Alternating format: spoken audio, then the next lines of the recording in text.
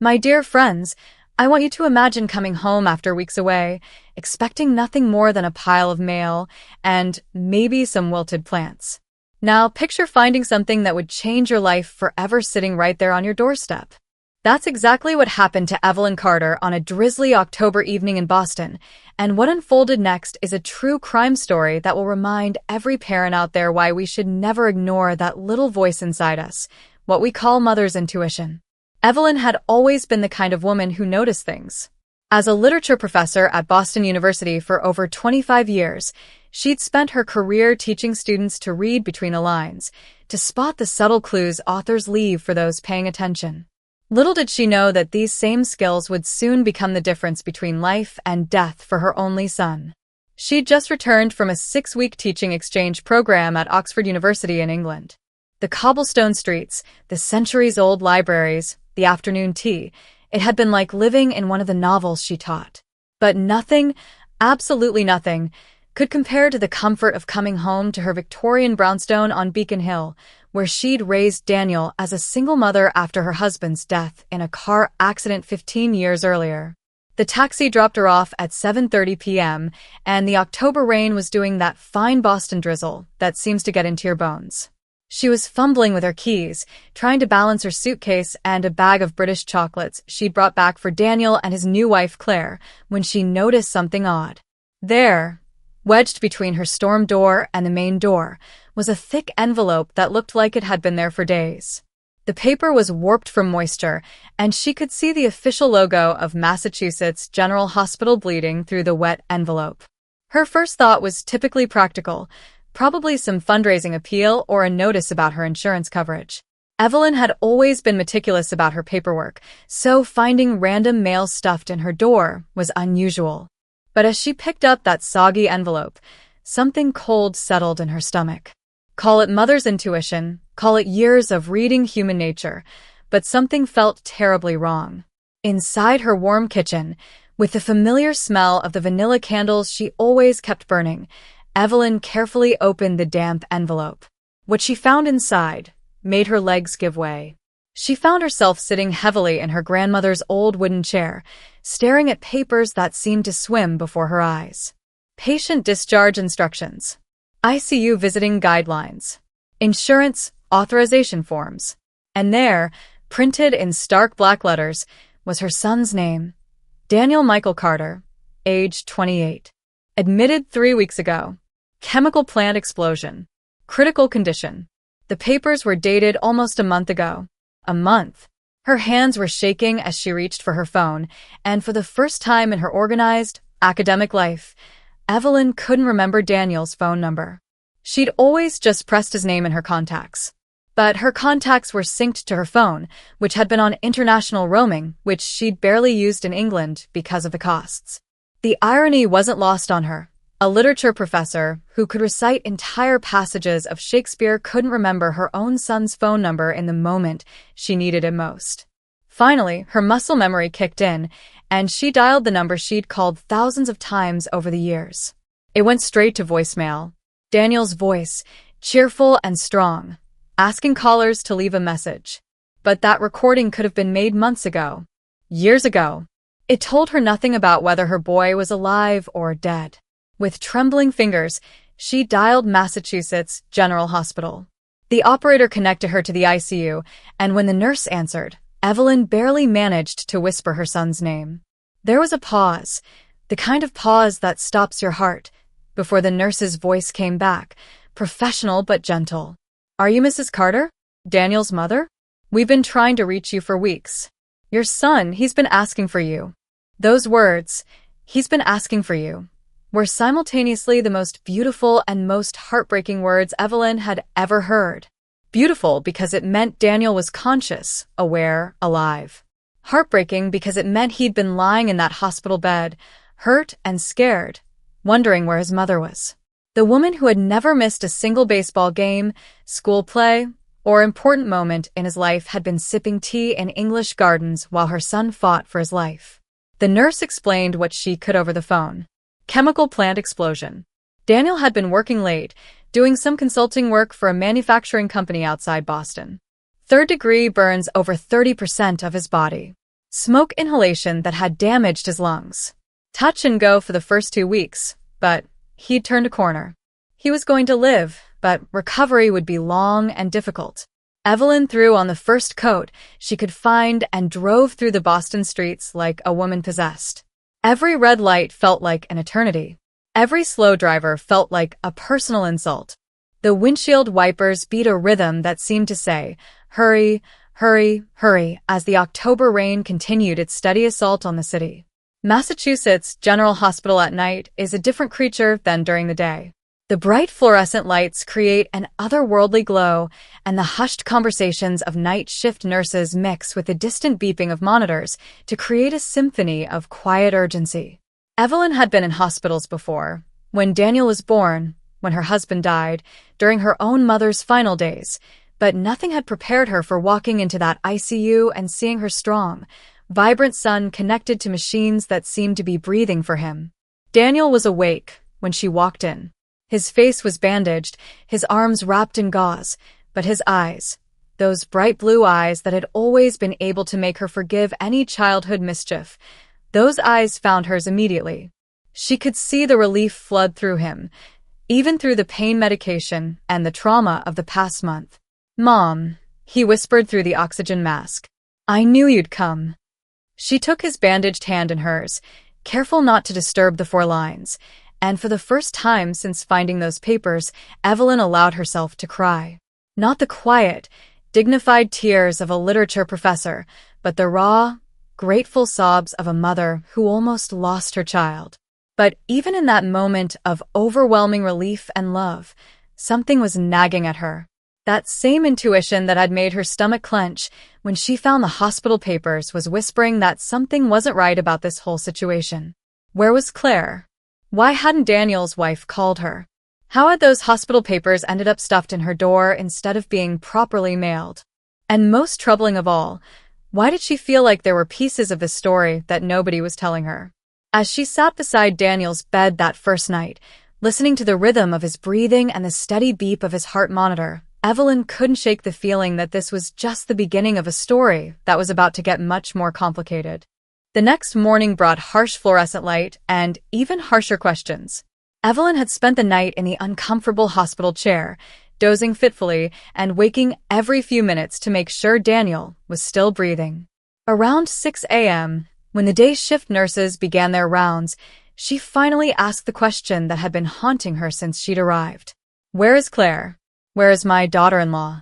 The nurse, a kind woman named Patricia, who looked to be about Evelyn's age, exchanged glances with her colleague before answering carefully. "She was here the first few days after the accident. But we haven't seen her in, well, it's been about 3 weeks now." 3 weeks. Daniel had been fighting for his life for almost a month, and his wife of 8 months had disappeared 3 weeks ago. The mother's intuition that had been whispering was now shouting, but Evelyn forced herself to stay calm. There had to be an explanation. Maybe Claire couldn't handle seeing Daniel so hurt. Maybe she was dealing with her own trauma from the accident. Maybe she was working with insurance companies or handling the legal aspects of the situation. But as the morning wore on and Evelyn started asking more questions, the picture that emerged made less and less sense.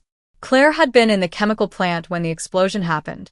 She'd escaped with minor injuries, a few cuts and bruises, some smoke inhalation that required a few hours of observation.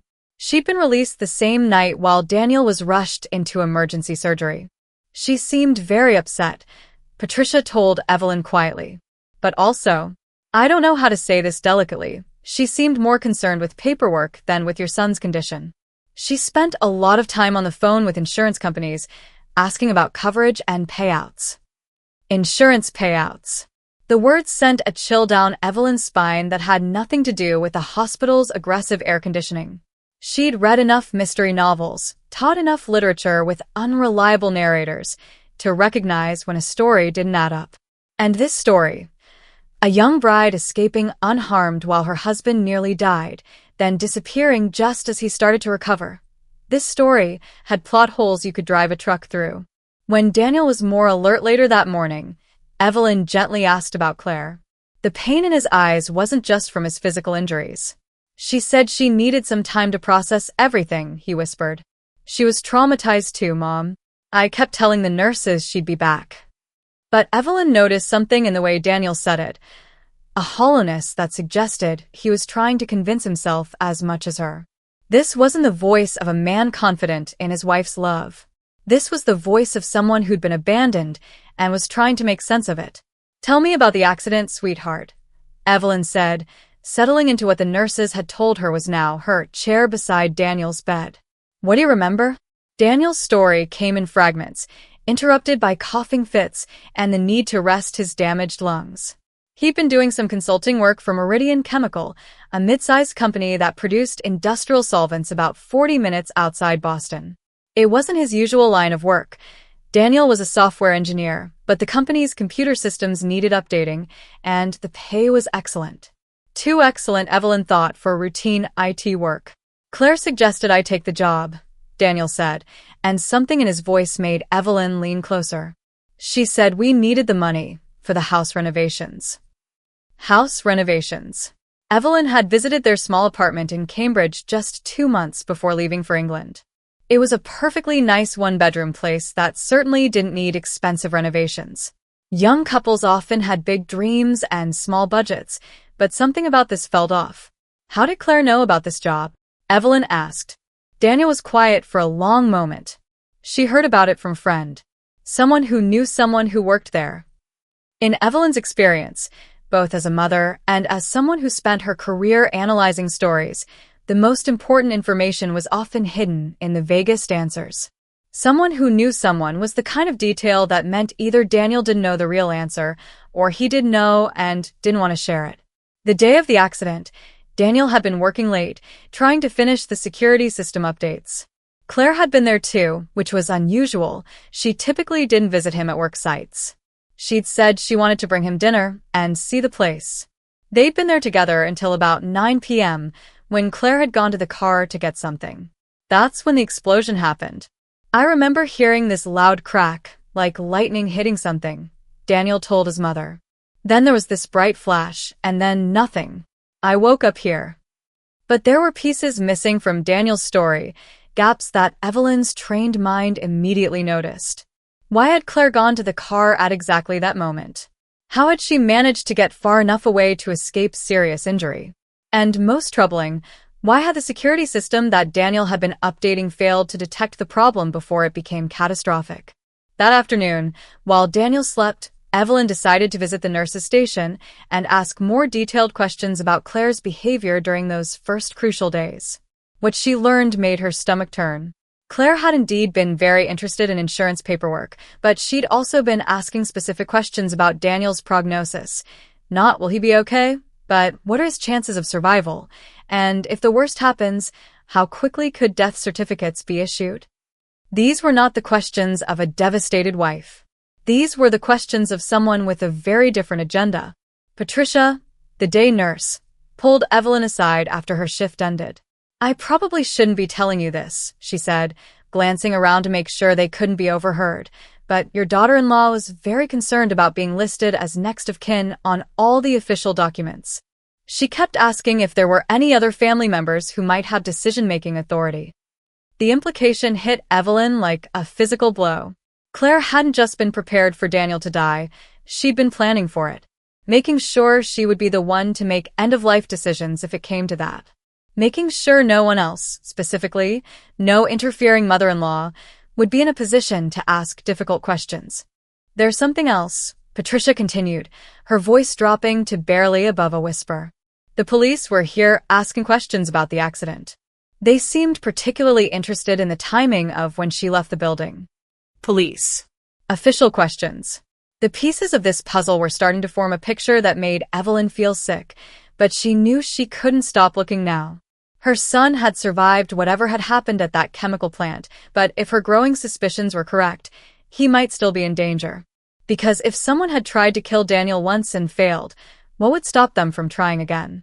As she drove home that evening through the familiar streets of Boston, past the brownstones and coffee shops that had always felt like safety, Evelyn realized that her life had just divided into 2 parts, before she understood that someone might have tried to murder her son, and after. And in this new reality, Mother's intuition wasn't just a gentle nudge anymore. It was a survival instinct that might be the only thing standing between Daniel and another accident. Back in her kitchen that night, surrounded by the comforting normalcy of her teacups and the stack of unopened mail from her time in England, Evelyn stared at her laptop screen and realized she was about to become something she'd never imagined, a detective. At 55 years old, she was going to investigate her own daughter-in-law for attempted murder. The thought was so absurd that she almost laughed. Almost. But then she remembered the look in Daniel's eyes when he talked about Claire needing time to process, and the laughter died in her throat. This wasn't a novel she was analyzing for hidden meanings. This was her son's life, and if her suspicions were right, someone had already tried to end it once. She started with what she knew. Claire Mitchell had become Claire Carter 8 months ago in a small ceremony at Cambridge City Hall. Evelyn remembered being surprised by how rushed the wedding felt, how insistent Claire had been that they keep it simple and immediate. At the time, she'd attributed it to young love and maybe practical concerns about health insurance. Daniel had just started freelancing and didn't have corporate benefits. Now, she wondered if there had been other reasons for Claire's hurry to legally bind herself to Daniel. Evelyn opened Facebook and searched for Claire's profile. What she found was peculiar. Claire's social media presence was remarkably sparse for a 26-year-old. Her profile had been created only 2 years ago, and most of her posts were generic, shared articles about wellness, a few photos of coffee cups and sunsets, the kind of content that said nothing about who she actually was as a person. The photos from Daniel and Claire's wedding were there, but even those felt strange now. In every picture, Claire was smiling brightly at the camera while Daniel looked at her with complete adoration. But Claire never seemed to be looking at him. Her gaze was always directed somewhere else, at the photographer, at something beyond the frame. Anywhere but at the man she was supposedly marrying for love. There were almost no photos of Claire before her relationship with Daniel began. No college friends, no family members, no childhood pictures. It was as if Claire Mitchell had appeared fully formed as an adult, with no past and no connections to anyone except Daniel. Evelyn's literature professor instincts were screaming. Every character had a backstory, even if it wasn't explicitly stated in the narrative. But Claire seemed to be a character without history, which in fiction usually meant the author was hiding something important. She moved on to LinkedIn and found Claire's professional profile, which was equally mysterious. Claire listed herself as a freelance marketing consultant, but her work history was vague and impossible to verify. She claimed to have worked for several small businesses that, when Evelyn Googled them, either didn't exist or had no record of employing anyone named Claire Mitchell. It was past midnight when Evelyn discovered the first concrete evidence that her suspicions might be justified. She was scrolling through Claire's Instagram, another sparse, impersonal profile, when she noticed something odd about the photos. Many of them had location tags, but the locations didn't match what Daniel had told her about Claire's background. Claire had told Daniel she was from Portland, Maine, and had moved to Boston for work. But her Instagram showed photos taken in Las Vegas, Atlantic City, and Miami. Not exactly the itinerary of a small-town girl from Maine. And these weren't vacation photos. They were frequent, regular posts that suggested someone who spent significant time in places known for gambling, nightlife, and the kind of lifestyle that didn't match Claire's supposed background. Evelyn leaned back in her chair and rubbed her tired eyes. She was starting to feel like she was reading a mystery novel where the protagonist discovers that everything they believed about someone was a carefully constructed lie. But this wasn't fiction, and the stakes were terrifyingly real. The next morning, she called in sick to her university classes for the first time in 5 years and drove to Daniel's apartment in Cambridge. She still had a key from when she'd watered his plants during their honeymoon, a long weekend in Vermont that had seemed oddly modest for newlyweds. The apartment felt abandoned. Not just empty, abandoned. Daniel's belongings were still there, his books and computer equipment, and the ridiculous number of coffee mugs he'd accumulated over the years. But Claire's things were gone. Not packed carefully for a temporary absence, but gone with the thoroughness of someone who had never intended to return. In what had been their shared bedroom, Evelyn found Daniel's desk and laptop. She knew she was invading his privacy, But she also knew that if someone had tried to kill her son, normal rules didn't apply anymore. Daniel had always been trusting to a fault, but Evelyn was beginning to understand that trust could be weaponized against good people. Daniel's email revealed a financial picture that made Evelyn's blood run cold. Over the past 6 months, there had been several large withdrawals from his savings account, amounts that would have required his signature, but that he'd never mentioned to his mother. The timing was suspicious. Each withdrawal happened shortly after Claire had suggested some new expense or investment opportunity. But the real bombshell was buried in Daniel's deleted emails folder. A message from Meridian Chemical, dated 3 days before the explosion, canceling his consulting contract and asking him not to come to the facility anymore. The official reason was project completion ahead of schedule, but the email's tone suggested something else entirely. Daniel had never received this email. Or rather, someone had deleted it from his inbox so thoroughly that he'd gone to work that night believing he still had a job to finish. Someone had wanted him at that chemical plant on the night it exploded, even after the company had officially ended his contract. Evelyn sat in Daniel's desk chair, surrounded by the evidence of a life that had been carefully manipulated, and felt a rage unlike anything she'd ever experienced. This wasn't just attempted murder. It was elaborate, calculated, patient attempted murder. Someone had spent months positioning Daniel like a chess piece, moving him exactly where they wanted him to be when they were ready to strike. Her hands were shaking as she printed out bank statements and emails, creating a paper trail of evidence that painted a picture of systematic financial abuse. The pattern was clear once you knew to look for it. Claire would suggest an expense or investment. Daniel would make the withdrawal, and then the money would disappear into accounts and ventures that existed only on paper. But Evelyn wasn't done investigating. If Claire Mitchell was a fictional character, then someone had created that fiction for a reason. And if her growing suspicions were correct, that reason was to get close to Daniel, marry him, ensure his life, and then arrange for a tragic accident that would leave a grieving widow with a very healthy insurance payout.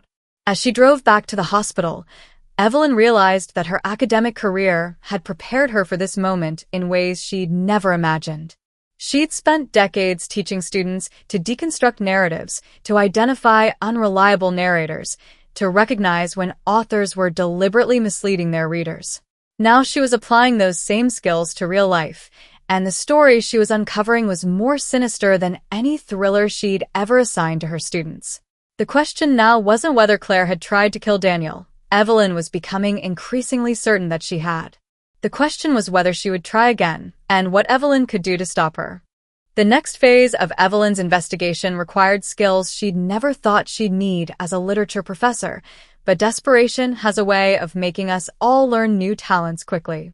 Armed with the bank statements and emails she'd found in Daniel's apartment, she spent the morning at Boston Public Library, using their computers and internet access to dig deeper into the financial maze that someone had built around her son. What she discovered made her realize that Daniel hadn't just been targeted randomly. He'd been selected with surgical precision as the perfect victim. Young, trusting, recently orphaned except for one parent who traveled frequently for work, and most importantly, someone whose death would raise minimal questions because he'd recently started doing consulting work in potentially dangerous industrial settings. The insurance policy was the smoking gun she'd been looking for, though finding it required calling in a favor from her brother-in-law, who worked in financial services. Claire had indeed purchased a life insurance policy on Daniel just 2 weeks after their wedding. Not the modest coverage young couples usually buy to protect against mortgage payments, but a massive $500,000 policy with double indemnity for accidental death. $1 million if Daniel died in an accident. The chemical plant explosion would definitely qualify as accidental death. But the policy details revealed even more disturbing information. Claire had listed herself as the sole beneficiary, which wasn't unusual for married couples. What was unusual was that she'd specifically requested that the insurance company not contact Daniel directly for any verification or medical exams. She'd claimed he was anxious about mortality issues following his father's death and that discussing life insurance upset him. This was a lie that demonstrated just how well Claire had studied her target. Daniel's father had indeed died in a car accident, but Daniel had never shown any anxiety about mortality issues. In fact, he'd been the one to encourage Evelyn to update her own life insurance policy after his father's death, specifically because he understood how important financial protection was for surviving family members. Claire had used Daniel's personal tragedy to create a believable excuse for controlling his interactions with the insurance company, ensuring that he never knew exactly how much his life was worth to his new wife. The credit card statements Evelyn found painted an even more disturbing picture. While Daniel's savings were being systematically drained through investments and home improvements, Claire had been living a completely different life. The credit card she'd opened in Daniel's name, another document he'd probably signed without reading carefully, showed charges that told the story of someone preparing for a very different future than the one she'd promised her husband. Las Vegas hotels, expensive restaurants, designer clothing stores, car rental agencies, and most tellingly, charges for a storage unit rental that had begun just 1 month after the wedding. Someone who was planning to be a grieving widow wasn't going to want to pack up her deceased husband's belongings while overcome with grief. Much more efficient to have everything sorted and stored ahead of time. But it was the phone records that finally gave Evelyn the evidence she needed to take to the police. Daniel's phone plan included detailed billing that showed not just when calls were made, but to what numbers. In the weeks leading up to the explosion, Claire had made dozens of calls to a Nevada number that, when Evelyn Googled it, belonged to a man named Victor Hale.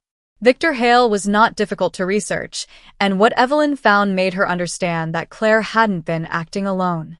Hale ran what he called an investment consulting firm, but his business had been investigated multiple times by the SEC for suspected fraud. He specialized in elaborate financial schemes that targeted people with modest but stable assets, exactly the kind of person Daniel represented. More disturbing, Hale had been married 3 times. His first wife had died in a house fire that was eventually ruled accidental, though the insurance payout had been substantial. His second wife had died in a boating accident, also accidental, also heavily insured. His third wife was currently alive and well, but only because she'd divorced him before any accidents could occur. The pattern was unmistakable, and it suggested that Claire Mitchell wasn't just a gold digger who'd gotten impatient.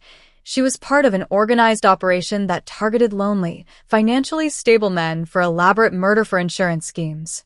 Evelyn spent that afternoon making copies of everything she'd found and organizing it into a presentation that would make sense to law enforcement. Her years of academic research served her well. She knew how to build a compelling argument supported by documented evidence.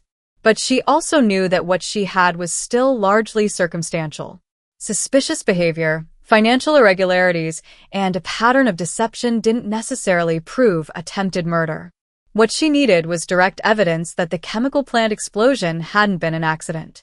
That evening, she visited Daniel again, and this time she asked harder questions. "Sweetheart, I need you to think very carefully about the night of the accident. Was there anything unusual about Claire's behavior? Anything that seemed odd at the time?" Daniel was quiet for a long time, staring at the ceiling of his hospital room. When he finally spoke, his voice was barely above a whisper. She kept checking her watch.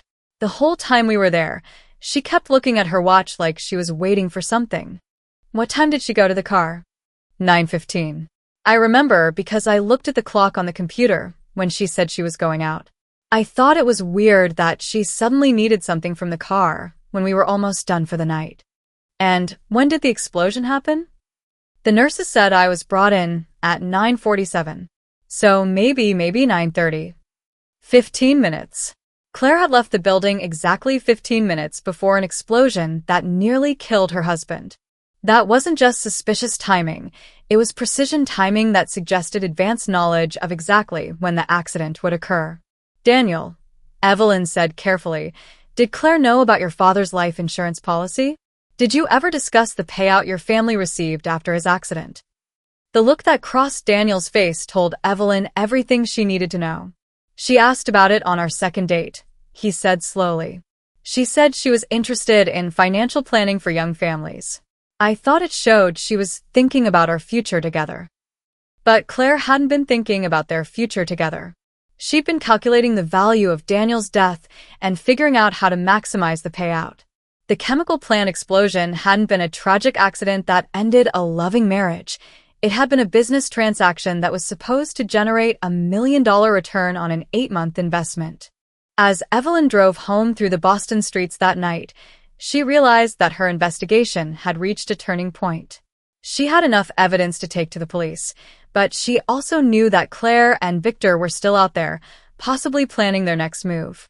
If they realized that someone was onto them, would they try to finish what they'd started? Would they target Daniel again? Or would they disappear and find new victims? The mother's intuition that had started this whole investigation was now screaming that time was running out. She needed to act quickly, but she also needed to be smart about it. Because if she was right about Claire and Victor, then she wasn't just investigating a crime.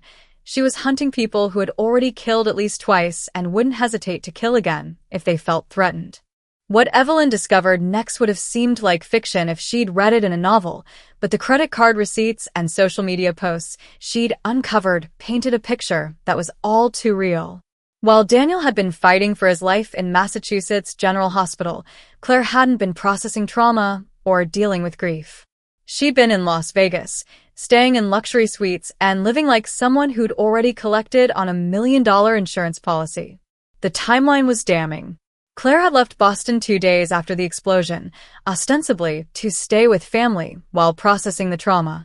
But her credit card showed charges from the Bellagio, the Wynn, and other high-end Vegas hotels, along with purchases from designer stores and expensive restaurants that suggested celebration rather than mourning. More troubling were the social media posts Evelyn found on Instagram accounts that Claire had apparently forgotten to make private. Photos of champagne glasses and casino chips, expensive dinners, and luxury shopping bags. But most revealing were the photos that showed Claire wasn't alone. In the background of several pictures, Evelyn could see a man who matched the description of Victor Hale from his business websites. They weren't trying to hide their relationship, they were documenting it. The arrogance was breathtaking. While Daniel lay unconscious in the ICU, his wife was posting photos from what looked like a premature victory celebration. But the most chilling discovery came when Evelyn found Claire's LinkedIn activity during that same time period. Instead of taking time off to grieve, Claire had been networking aggressively, making new connections, and reaching out to people in the insurance and financial services industries. She'd been building relationships with people who could help expedite insurance claims and provide advice on managing large settlements. She'd been preparing to become a wealthy widow, confident that Daniel would never wake up to contradict her version of events.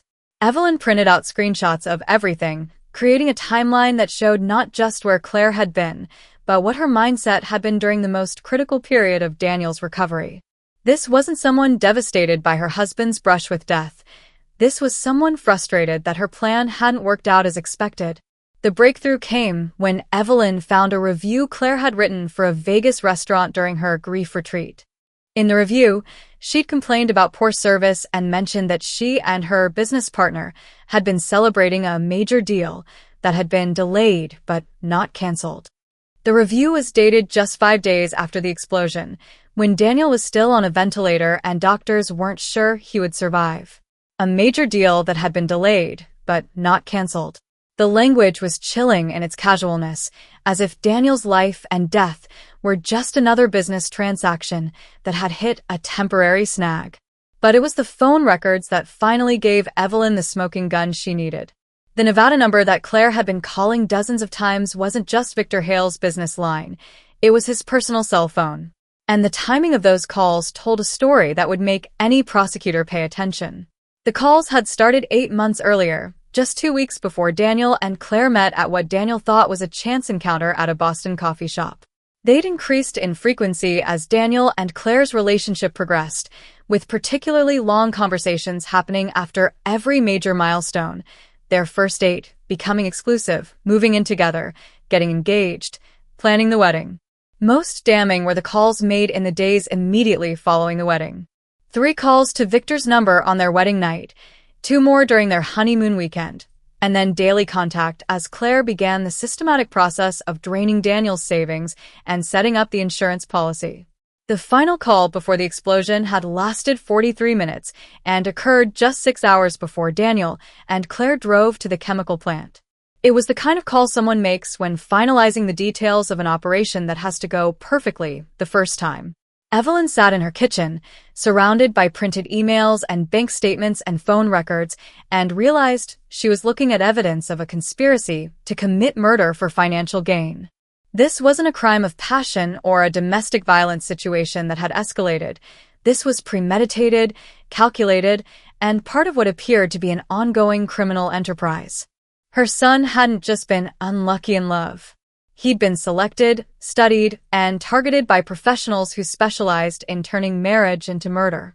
The next morning, Evelyn called the Boston Police Department and asked to speak with someone about an attempted murder case. When the detective asked for her relationship to the victim, she said simply, "I'm his mother, and I have evidence that someone tried to kill my son for his life insurance policy." Detective Maria Santos agreed to meet with Evelyn that afternoon. Santos was a 15-year veteran of the Boston PD who specialized in financial crimes, and when Evelyn laid out her evidence, the detective's expression grew increasingly serious. "Mrs. Carter," Santos said after reviewing the timeline and documentation, "what you've uncovered here is consistent with what we call Black Widow operations. Professional marriage fraud schemes that target specific victims for financial gain. The problem is, most of these operations are very good at making their crimes look like accidents." But this wasn't a very good accident, Evelyn pointed out. Daniel survived, and Claire's behavior afterward was hardly that of a grieving wife. Santos nodded. "That's actually good news for us. The fact that she assumed he would die and acted accordingly gives us behavioral evidence to support the financial evidence you found. But we're going to need more than suspicious timing and phone records to build a prosecutable case." "What kind of evidence do you need?" "We need to prove that the explosion wasn't accidental. We need to show that someone deliberately sabotaged that chemical plant, and we need to connect that sabotage directly to Claire and her associates." Evelyn felt her heart sink. The financial evidence she'd uncovered proved that Claire was involved in some kind of fraud, but proving attempted murder would require physical evidence from the explosion site. Is that even possible? The explosion was over a month ago. Detective Santos smiled grimly. "Mrs. Carter, arson investigation has come a long way in recent years. And industrial accidents, like the one at Meridian Chemical, are investigated very thoroughly by multiple agencies. If someone sabotaged that plant, there will be evidence. The question is whether we can find it and connect it to your daughter-in-law." As they spoke, Evelyn realized that her investigation had reached a new phase. She'd successfully identified the perpetrators and established their motive, but now she needed law enforcement expertise to prove that an attempted murder had actually occurred. The difference between financial fraud and attempted murder was the difference between a few years in prison and life sentences for Claire and Victor. Detective Santos wasted no time in reopening the investigation into the Meridian chemical explosion. What she found when she pulled the original incident reports confirmed Evelyn's worst fears and added new dimensions to the conspiracy that made it clear this was far from Claire and Victor's first attempt at murder for profit. The original fire department investigation had been thorough, but had focused on determining whether the explosion was caused by equipment failure or safety violations. They hadn't been looking for evidence of deliberate sabotage because there had been no reason to suspect it. But when Santos requested a more detailed forensic review with the assumption that the explosion might have been intentional, the physical evidence told a very different story. The security system that Daniel had been hired to update hadn't just failed. It had been systematically disabled in a way that required inside knowledge of the facility's layout and security protocols. Someone with access to the building had spent considerable time preparing the site for an explosion that would look accidental but would be devastating enough to ensure that anyone inside wouldn't survive. More damning was the discovery that the chemical storage area where the explosion originated had been deliberately breached. Valves that should have been closed were found wide open, creating a mixture of chemicals that was not just flammable, but explosively volatile. The person who did this knew exactly what they were doing. This wasn't random vandalism or even amateur sabotage. This was the work of someone with professional knowledge of industrial chemistry. But the breakthrough came when Santos discovered that Meridian Chemical had received an anonymous tip 3 days before the explosion, warning them that their facility might be targeted by environmental extremists. The tip had come from a disposable cell phone that was purchased in Las Vegas and had been used only for that single call. The timing was perfect from a psychological warfare perspective. The anonymous tip created just enough anxiety to make company management jumpy, but not specific enough to trigger a full security lockdown. It was the kind of misdirection that would ensure the explosion would be blamed on outside agitators rather than investigated as an inside job.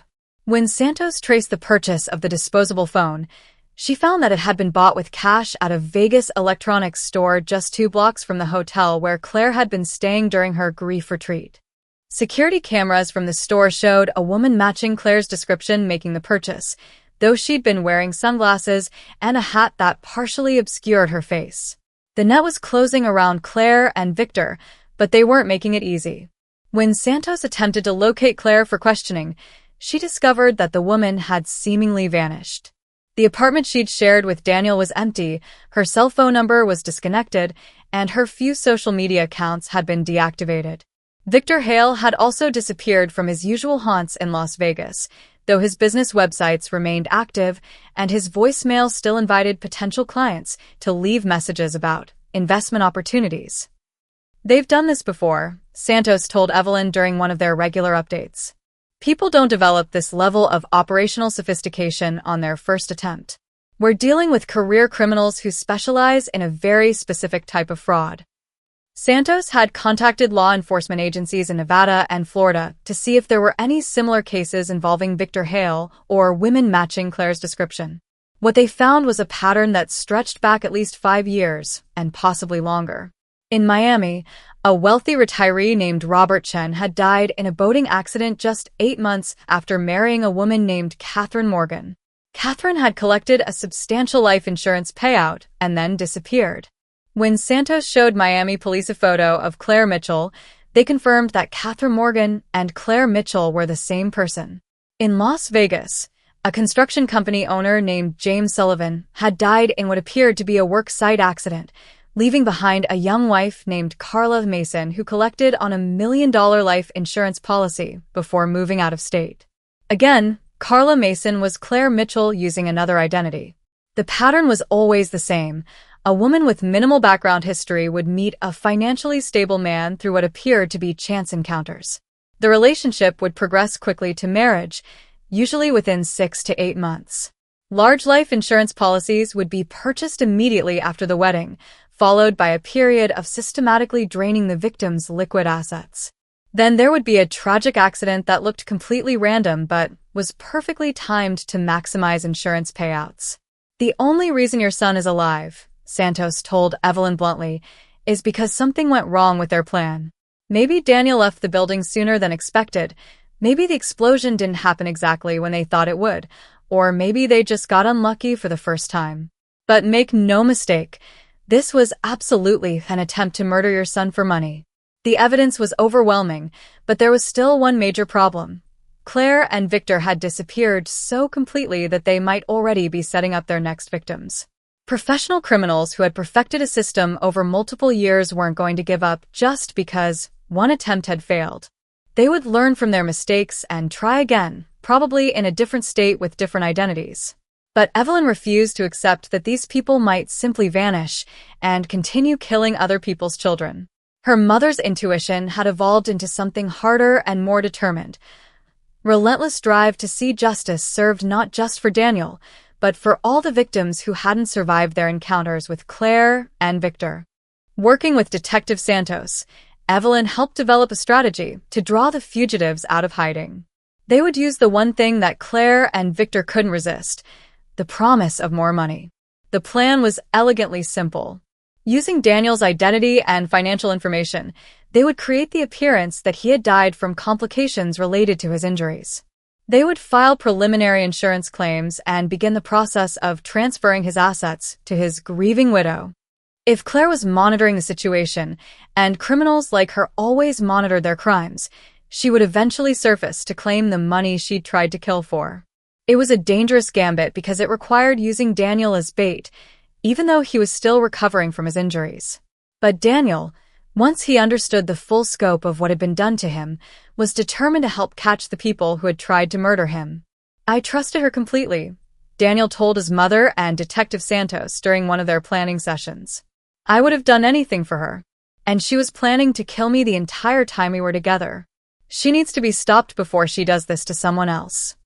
The trap was set with meticulous care.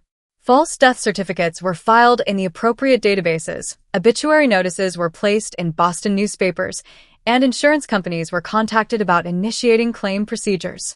To anyone monitoring from outside, it would appear that Daniel Carter had finally succumbed to his injuries and that his widow was beginning the process of settling his estate. Now all they had to do was wait for Claire to surface and claim her blood money. But waiting, Evelyn was learning, was the hardest part of seeking justice. Every day that passed was another day that Claire and Victor might be targeting someone else's son or daughter, someone else's family that didn't have a literature professor mother determined to uncover the truth. The mother's intuition that had started this investigation had evolved into something more focused and implacable. The certainty that evil could be defeated if good people refused to give up, even when the system seemed designed to protect the predators rather than their prey. 3 weeks after they'd initiated their plan to draw Claire out of hiding, Evelyn was beginning to wonder if their target was smarter than they'd anticipated. The false death certificate had been filed, the insurance claims had been submitted, and Daniel's estate was being processed exactly as it would be in a real situation. But there had been no contact from Claire, no attempts to claim the money she'd tried to kill for. Detective Santos assured Evelyn that patience was essential in cases like this. "Professional criminals are paranoid by nature," she explained. "Claire knows that Daniel's mother would ask questions if he died, so she's probably waiting for enough time to pass that any initial investigation would be considered closed." But Evelyn's instincts told her something else was happening. Claire had been careful and methodical throughout her relationship with Daniel, but she'd also been confident to the point of arrogance. The fact that she wasn't immediately pursuing the insurance money suggested either that she suspected a trap or that she was busy with another target. The answer came from an unexpected source. Daniel, who had been following his widow's online presence obsessively since learning the truth about their marriage, discovered that Claire had reactivated one of her social media accounts under a different name. The new profile showed recent photos from Phoenix, Arizona, and included pictures of Claire with another man, an older gentleman who appeared to be wealthy and who was definitely not Victor Hale. "She's moved on to the next victim," Daniel told his mother and Detective Santos with a mixture of relief and horror. "She's not coming back for the insurance money because she's already setting up her next score." Santos immediately contacted law enforcement in Arizona and discovered that Claire, now going by the name Christina Mills, had been dating a 62-year-old widower named Thomas Wright for the past month. Wright was a retired aerospace engineer with substantial assets and no close family members. In other words, he was exactly the kind of target that Claire specialized in. The situation presented both an opportunity and a moral dilemma. If they moved quickly to arrest Claire in Arizona, they might save Thomas Wright's life, but lose the chance to catch Victor Hale, who appeared to be the mastermind behind the operation. But if they continued with their plan to draw Claire back to Boston, Thomas Wright might become another victim while they waited for her to take the bait. Evelyn didn't hesitate. "We have to warn Mr. Wright," she told Santos. "I don't care about the investigation strategy. There's a man in Phoenix who's about to be murdered, and we're the only people who know it's going to happen." Santos agreed, but she wanted to be strategic about how they approached Wright.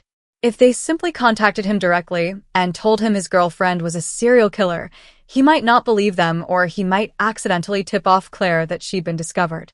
Either way, it could cause her to disappear again before they could arrest her.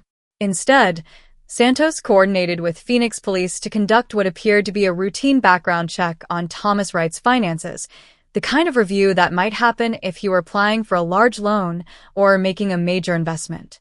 During that routine check, investigators would discover the suspicious activity around his accounts that Claire had undoubtedly already initiated. The plan worked perfectly. When Phoenix police contacted Thomas Wright about irregular activity on his credit reports, he was shocked to learn that someone had been making inquiries about his insurance coverage, his property values, and his estate planning. When they showed him photos of Claire/Christina, his face went white. "She's been asking a lot of questions about my finances," he admitted to investigators.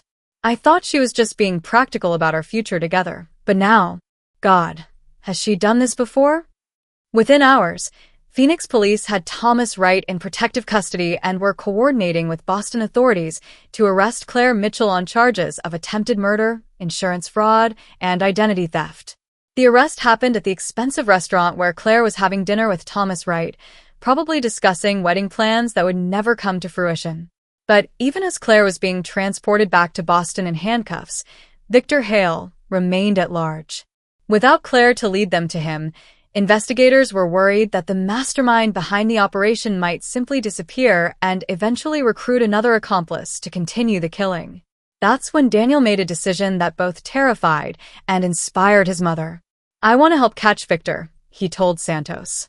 "Claire may be in custody, but he's still out there, and he's going to find another woman to do this work for him.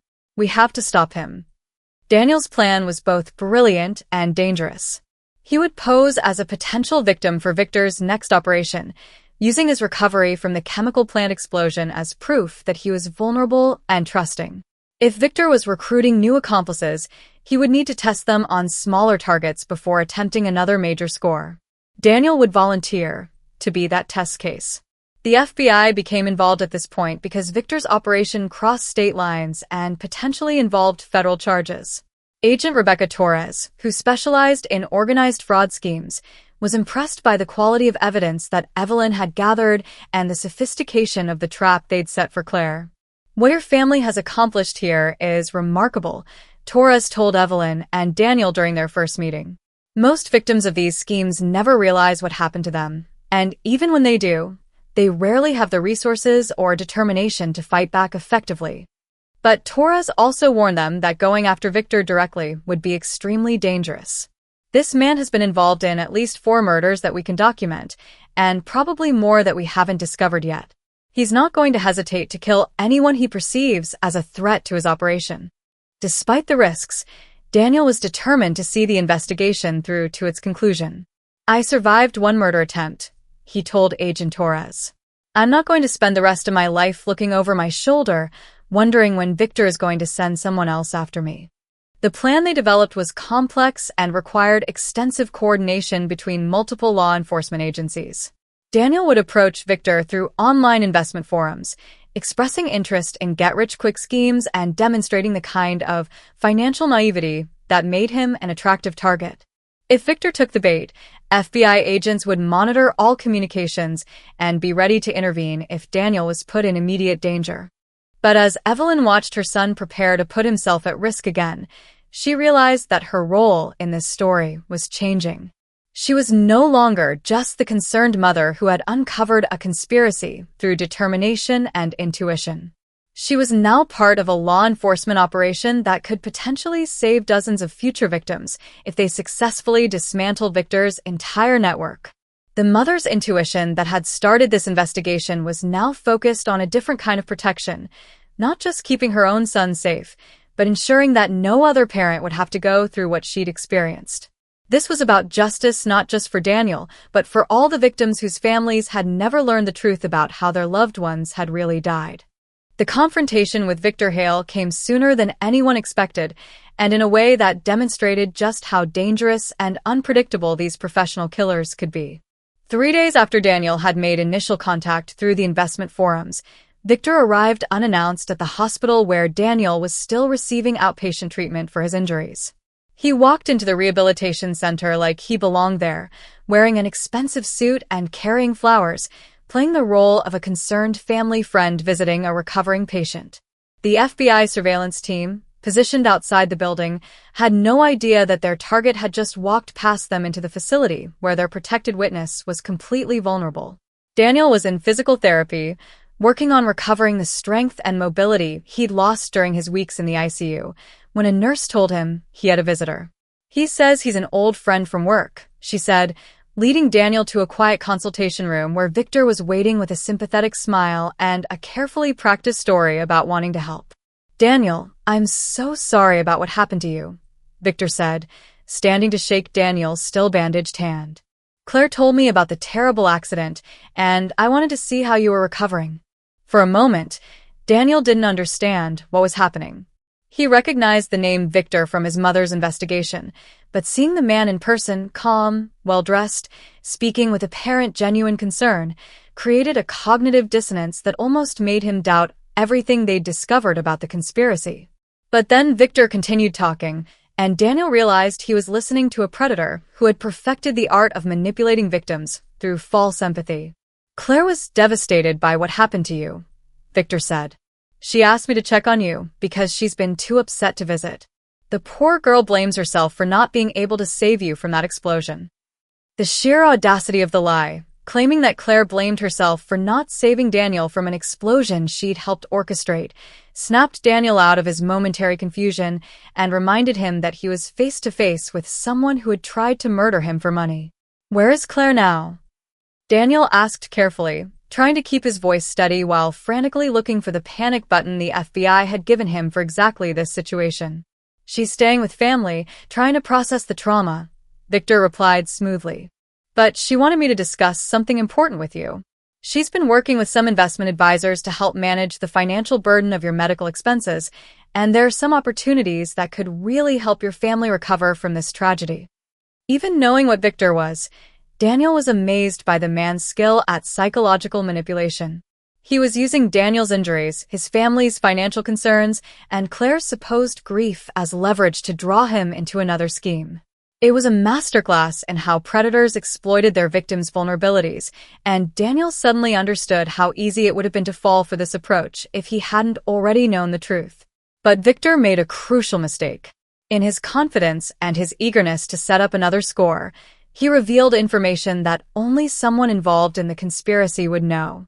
"The insurance settlement from the chemical plant should help cover your immediate medical costs," he said, "but Claire and I have been working on some additional opportunities that could set you up financially for the rest of your life." The problem was that there had been no insurance settlement from the chemical plant. The company's insurance was still under investigation and no payments had been made to Daniel or anyone else. The only way Victor could know about insurance money was if he had inside information about claims that hadn't been publicly filed yet, claims that only Claire would have known about because she'd been planning to collect on them after Daniel's death. Daniel finally found the panic button and pressed it while Victor was describing investment opportunities that sounded remarkably similar to the schemes that had drained Daniel's savings before the explosion. Within minutes, FBI agents were surrounding the building, but Victor's instincts were sharp enough to recognize when a situation was going bad. "You know, don't you?" he said quietly, his friendly demeanor disappearing completely. "Someone figured it out." "My mother figured it out," Daniel said, no longer trying to hide his knowledge of the conspiracy. "She figured out that you and Claire tried to murder me for my life insurance money." Victor's laugh was cold and bitter. "Your mother? I told Claire she was a risk factor. Single son, involved parent, too smart for her own good. I said we should wait a few years, let the relationship between you and your mother cool off naturally." But Claire was impatient. She wanted the money now. The casual way Victor discussed the calculation of murdering Daniel, as if it were a business decision with risk factors and timeline considerations, was more chilling than any threats or violence could have been. This man saw human beings as financial assets to be exploited and disposed of when they'd served their purpose. "How many people have you killed?" Daniel asked, morbidly curious about the scope of the operation he'd accidentally stumbled into. "Killed? I've never killed anyone," Victor replied with apparent sincerity. "I'm an investment advisor. I help people maximize their financial potential. Sometimes those people die in tragic accidents, but that's not my fault. That's just life." It was a rationalization that would have been laughable if it hadn't been so terrifying. Victor had apparently convinced himself that he wasn't a murderer because he didn't personally light the fires or cause the explosions that killed his victims. He was just the planner who arranged the circumstances that made murder possible. By the time FBI agents reached the consultation room, Victor had completely dropped his friendly mask. "You have no idea what you've cost me," he told Daniel coldly. "Claire was my best operative, and now she's in custody because you and your mother couldn't mind your own business." "Good," Daniel replied. "I hope she rots in prison, and I hope you join her there." Victor smiled, and for the first time, Daniel saw the predator that had been hidden beneath the concerned friend persona. Prison is for people who get caught with evidence, he said. I'm very good at making sure there's never enough evidence. But Victor was wrong about the evidence. The FBI had been recording the entire conversation, and his admissions about Claire being his operative and his knowledge of insurance claims that hadn't been made public gave prosecutors everything they needed to connect him directly to the conspiracy to murder Daniel. As FBI agents led Victor away in handcuffs, Daniel felt a combination of relief, triumph, and exhaustion that left him shaking. The man who had tried to kill him was finally in custody, but the confrontation had also forced him to relive the trauma of realizing that his marriage had been nothing but an elaborate murder plot. More than that, Victor's casual attitude about the deaths he'd orchestrated made Daniel understand that he'd been incredibly lucky to survive. This wasn't someone who killed in fits of rage or passion. This was someone who planned murders with the same attention to detail that other people used to plan vacations. When Evelyn arrived at the hospital 20 minutes later, she found Daniel surrounded by FBI agents and still processing what had just happened. He came right to the hospital, Daniel told his mother. He walked in here like he owned the place and started talking about investment opportunities while I was sitting there with bandages from the explosion he helped cause.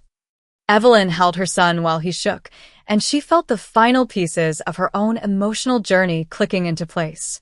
The mother's intuition that had started this investigation had been vindicated in the most dramatic way possible. Her instincts about Claire had been correct, her investigation had uncovered the truth, and her determination to seek justice had ultimately saved not just Daniel's life, but potentially the lives of countless future victims. But she also understood that this confrontation was just the beginning of a longer process of healing and justice. Victor and Claire would face trial, but Daniel would have to live with the knowledge that someone he'd loved had been planning to kill him. That kind of betrayal left scars that went deeper than any physical injuries from the explosion.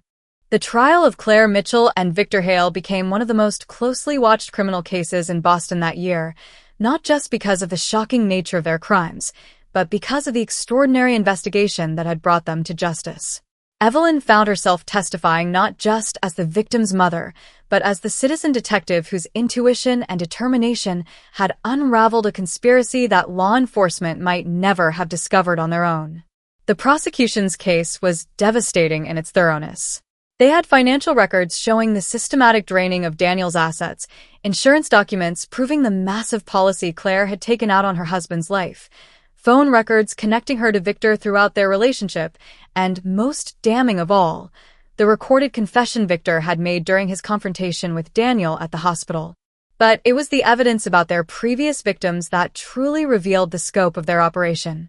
Forensic accountants had traced at least 6 suspicious deaths over the past 8 years, all following the same pattern: whirlwind romance, quick marriage, large insurance policies, systematic financial exploitation, and then a tragic accident that left a young widow to collect substantial payouts.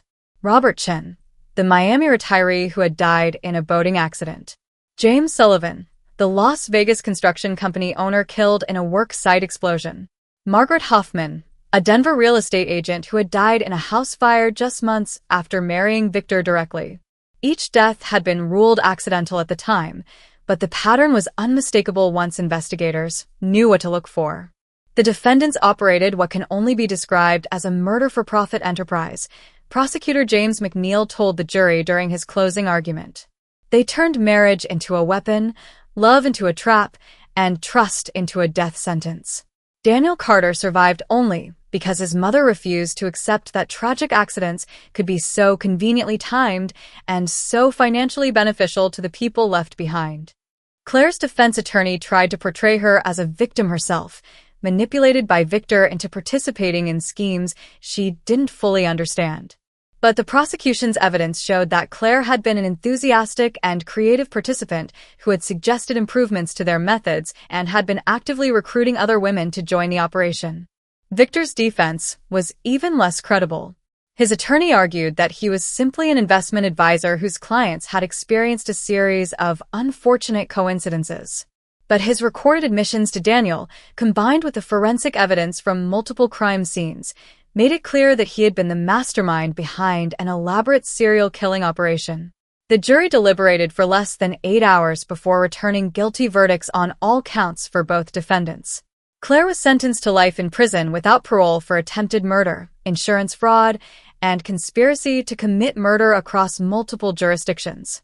Victor received the death penalty in Florida, where the evidence connecting him to 3 previous murders was strongest and where capital punishment was still actively carried out. But for Evelyn and Daniel, the legal victory was only the beginning of a different kind of healing process. Daniel's physical recovery had been remarkable. Doctors said his determination to testify against his attackers had actually accelerated his rehabilitation. But the emotional recovery was more complex and would take much longer. "I trusted her completely," Daniel told his mother one evening as they sat in her kitchen, sharing tea and processing the end of the trial. "I was planning to spend the rest of my life with someone who was planning to kill me. How do I trust my own judgment about people after something like that?" It was a question that Evelyn had been wrestling with too. Her academic career had taught her to analyze character and motivation, but even she had been initially charmed by Claire's apparent devotion to Daniel. The realization that they'd all been fooled by someone who was essentially a professional manipulator was humbling and disturbing. "I think," Evelyn said carefully, "that we have to remember that we weren't dealing with normal deception. These people were professionals who had spent years perfecting their ability to exploit good people's natural inclination to trust. The fact that they fooled us doesn't mean we're gullible. It means they were very good at what they did." But the experience had changed both of them in fundamental ways. Evelyn found herself paying attention to different details when she met new people, looking for inconsistencies in their stories and gaps in their backgrounds. Daniel was more cautious about sharing personal information and more skeptical of people who seemed too interested in his finances or family situation. These weren't necessarily negative changes, but they were permanent ones. The innocence and trust that had made them vulnerable to Claire and Victor couldn't be restored, but in its place was a hard-earned wisdom about the reality of human predators and the importance of listening to those quiet warning voices that most people learn to ignore. 6 months after the trial ended, Evelyn and Daniel established the Carter Foundation for Financial Crime Awareness, using the insurance settlement from the chemical plant explosion and donations from supporters who had followed their story. The foundation provided education about romance scams, financial abuse, and the warning signs of predatory relationships. But more importantly, they offered support and resources for other victims of similar crimes, people who had lost loved ones to accidents that might not have been accidental, families who suspected they'd been targeted by financial predators, and law enforcement agencies that needed help recognizing patterns of organized fraud. "The most important thing we learned," Evelyn told audiences at their educational workshops, "is that mother's intuition, or father's intuition, or friend's intuition is usually right. When something feels wrong about a relationship or a situation, it probably is wrong. The mistake most people make is talking themselves out of their instincts because they don't want to seem paranoid or judgmental." Daniel became a powerful speaker for domestic violence awareness organizations, helping people understand that financial abuse could be just as dangerous as physical abuse. His story resonated particularly strongly with men, who were often reluctant to admit they'd been victimized by romantic partners. "Claire didn't just steal my money," he would tell audiences. "She stole my ability to trust my own judgment about people. She made me question every relationship I'd ever had and every decision I'd ever made." That's a form of violence that doesn't leave visible scars, but it's violence nonetheless. The Foundation's work led to changes in how insurance companies investigated suspicious claims, how law enforcement agencies shared information about potential serial fraud, and how the public understood the sophistication of modern financial predators. But perhaps most importantly, it gave meaning to the trauma that Daniel and Evelyn had experienced. Their survival story became a tool for protecting other families from similar attacks, and their determination to seek justice became an inspiration for other victims who might otherwise have remained silent. 2 years after the trial, as Evelyn stood in her kitchen preparing Sunday dinner for Daniel and the small group of friends who had become their chosen family, she reflected on how completely her life had been transformed by that soggy envelope she'd found stuffed in her door after returning from England. The woman who had lived a quiet academic life, teaching literature and grading papers, had become a nationally recognized expert on financial fraud and victim advocacy. The son who had nearly died because he trusted the wrong person had become a voice for others who had survived similar betrayals. Together, they had turned their family's worst nightmare into a source of hope and protection for countless others. But the most profound change wasn't in their public roles or their foundation work. It was in their understanding of what family really meant and how strong people could become when they refused to let evil have the final word. Daniel's physical recovery was complete now. The scars from the explosion were barely visible, and his lung function had returned to normal. But the emotional scars had healed into something stronger and more purposeful than the innocence he'd lost. He approached relationships more carefully now, but also more intentionally. When he did choose to trust someone, it was a conscious decision based on evidence and time rather than charm and chemistry alone. "I used to think that being suspicious of people's motives was cynical," he told his mother as they worked together in the kitchen where so much of their healing had taken place. "Now I understand that healthy skepticism is just another form of self-protection. It doesn't mean you can't love people or trust people. It just means you take time to make sure they've earned it."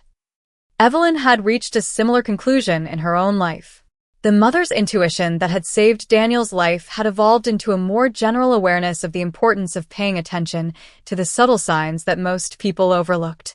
She'd become better at reading her students, more effective at spotting the ones who were struggling or needed extra support. She'd also become more confident in her own judgment and less apologetic about expressing concerns when she sensed something was wrong. "I used to worry about seeming like an overprotective mother," she admitted to Daniel. "I was so concerned about respecting your independence and your right to make your own choices that I almost stayed quiet when every instinct I had was screaming that something was wrong with Claire." "But you didn't stay quiet," Daniel reminded her. "When it really mattered, you trusted your instincts and you fought for me. That's what saved my life." The Carter Foundation had helped more than 300 families over the past 2 years, providing resources for people who suspected they were being targeted by romance scammers, financial advice for those who had already been victimized, and legal support for families trying to get law enforcement to investigate suspicious deaths that might not have been accidental. But perhaps their most important work was educational. Through workshops, online resources, and partnerships with other victim advocacy organizations, they had helped thousands of people learn to recognize the warning signs of predatory relationships and financial abuse. The feedback they received suggested that their educational programs had prevented numerous crimes by helping potential victims recognize dangerous situations before they escalated.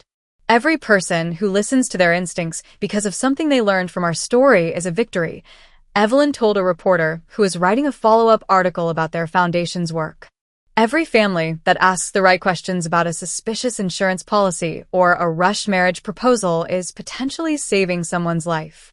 The ripple effects of their advocacy work extended beyond individual cases. Insurance companies had developed new protocols for investigating large policies purchased shortly after marriages. Law enforcement agencies had created task forces specifically focused on organized romance fraud schemes. Medical examiners had been trained to look for patterns that might suggest serial killers were using accidental deaths to cover their crimes.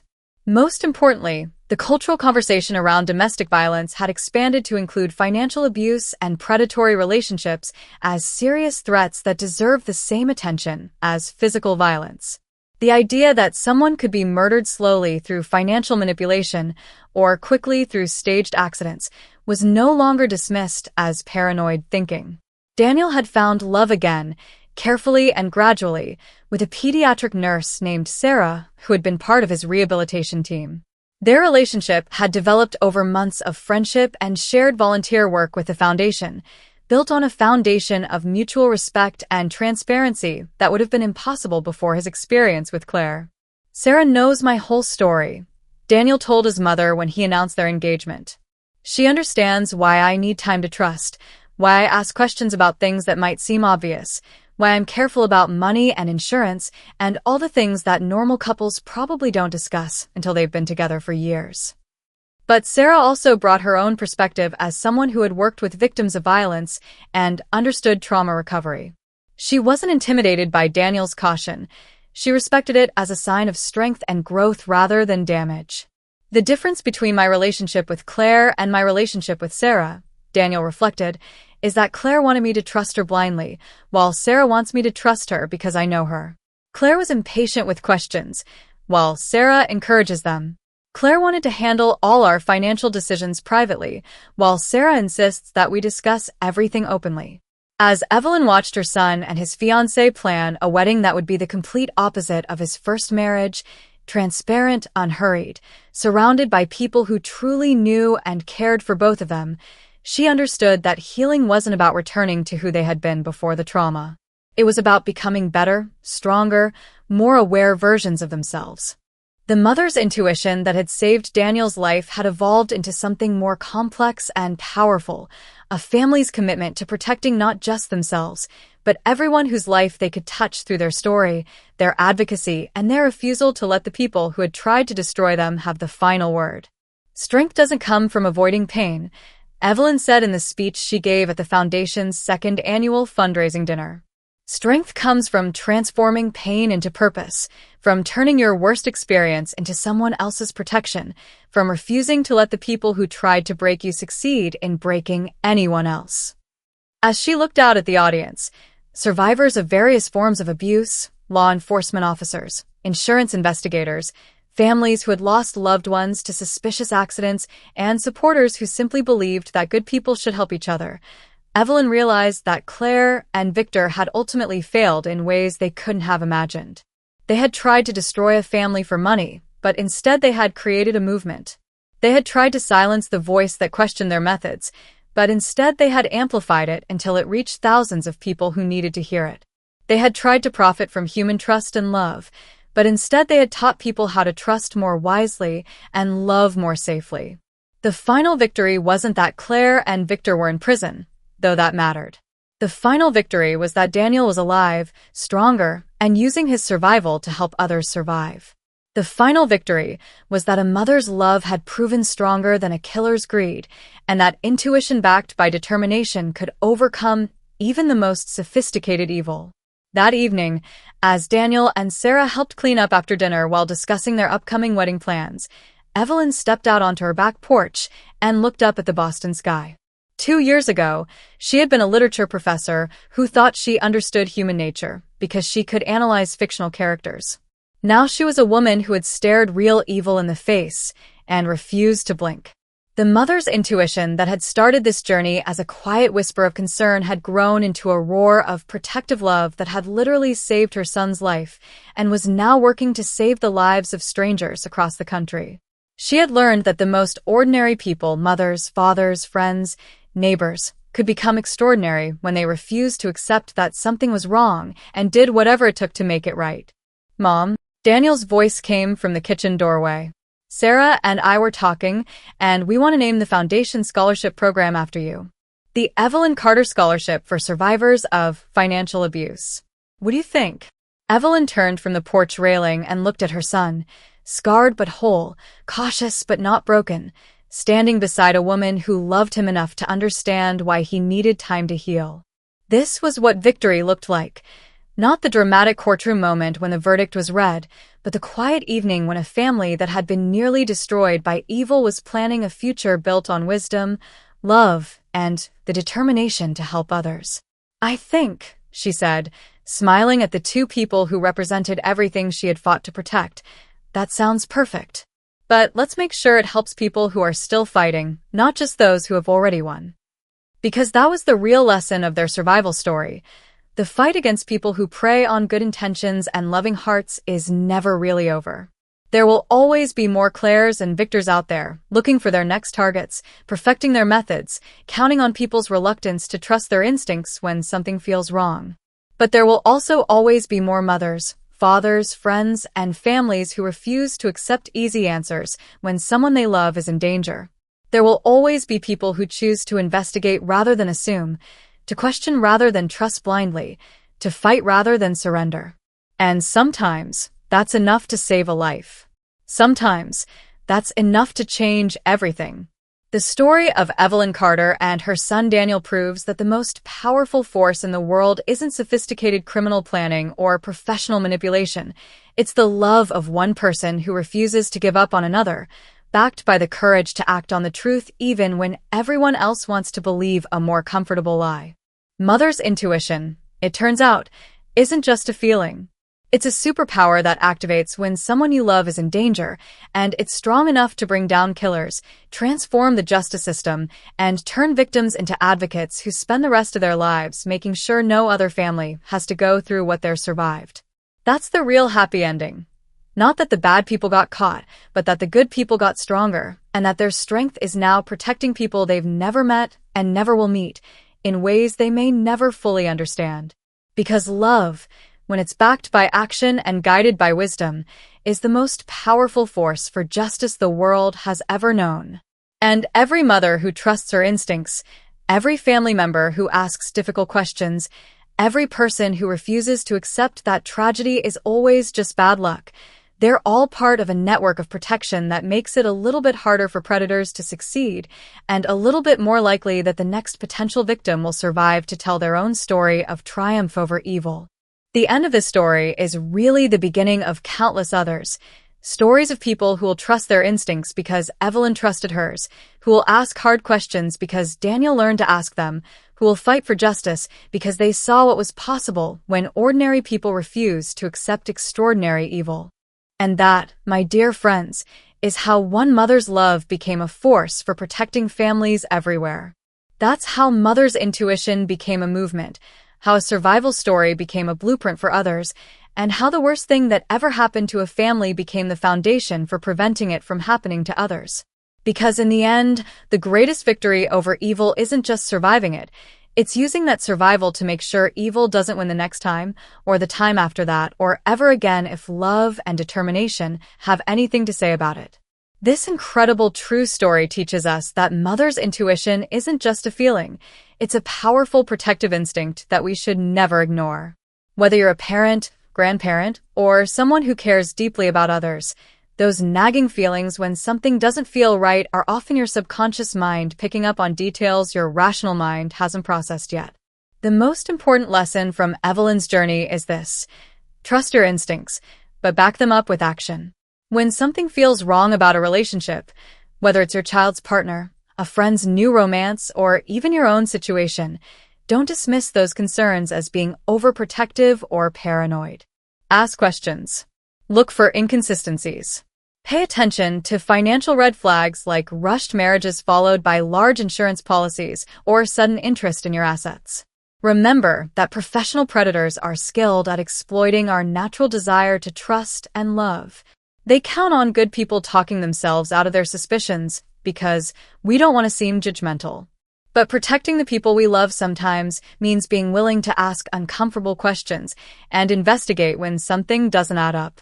Most importantly, this story shows us that ordinary people can achieve extraordinary things when they refuse to give up on someone they love. Evelyn wasn't a detective or a lawyer.